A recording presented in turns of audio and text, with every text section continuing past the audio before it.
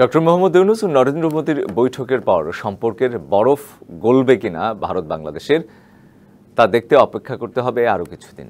তবে বাংলাদেশের দিক থেকে সব ইস্যুই তুলে ধরা হয়েছে, আর শেখ হাসিনাকে ফেরানোর বিষয়ে ভারত প্রত্যর্পণ চুক্তি অনুযায়ী সিদ্ধান্ত নেবে বলে মনে করেন দুদেশের আন্তর্জাতিক সম্পর্ক বিশ্লেষকরা। গেল কয়েক মাস ধরে চলা নানা টানাপোড়েনের মধ্যেই অবশেষে হলো বহুল আলোচিত ইউনূস মোদি বৈঠক। ব্যাংককে বিমস্টেকের সাইডলাইনে প্রথমবারের মতো ভারত বাংলাদেশ সরকার প্রধান পর্যায়ের বৈঠক।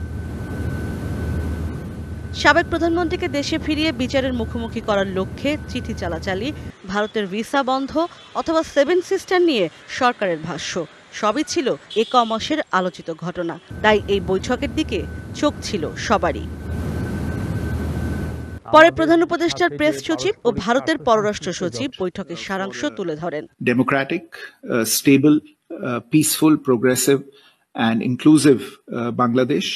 আন্তর্জাতিক সম্পর্ক বিশ্লেষকরা বলছেন, সম্পর্কের স্থবিরতা কাটল কিনা তা বুঝতে কিছু নির্দেশকের জন্য অপেক্ষা করতে হবে। দুদেশই বুঝতে পারছে প্রয়োজন কার্যকরী সম্পর্ক। স্থবিরতা কাটবে কিনা বা কাটছে কিনা সেটা দেখবার জন্য আমাদের একটু অপেক্ষা করতে হবে। তার কারণ হলো, ধরেন স্থবিরতার যদি কাটছে এটা মনে করি, তার প্রথম একটা ইন্ডিকেটর হবে ভিসাটা উন্মুক্ত হচ্ছে কিনা।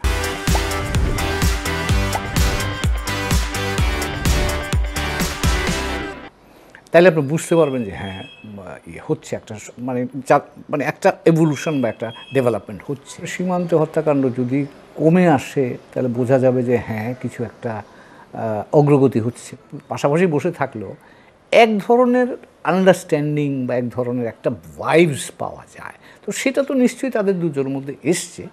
ভারতের আন্তর্জাতিক সম্পর্ক বিশ্লেষকরা বলছেন, শেখ হাসিনাকে ফেরানোর বিষয়ে প্রত্যর্পণ চুক্তির বাইরে যাবার কথা নয় দিল্লির। এখানে সবথেকে গুরুত্বপূর্ণ বিষয় যেখানে ম্যাডাম হাসিনার এক্সট্রাডিশন নিয়ে কথা হয়েছে, আমার ধারণা ভারতবর্ষের সরকার এক্সট্রাডিশন ট্রিটি যেটা ইন্ডিয়া অ্যান্ড বাংলাদেশ গভর্নমেন্টের মধ্যে আছে সেটাকেই বজায় রাখার চেষ্টা করবে এবং সেটাকেই মাথায় রেখে এগোনোর চেষ্টা করবে।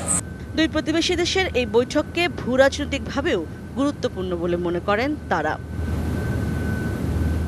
ইশরাত জাহান উর্মি, ডিবিসি নিউজ, ঢাকা।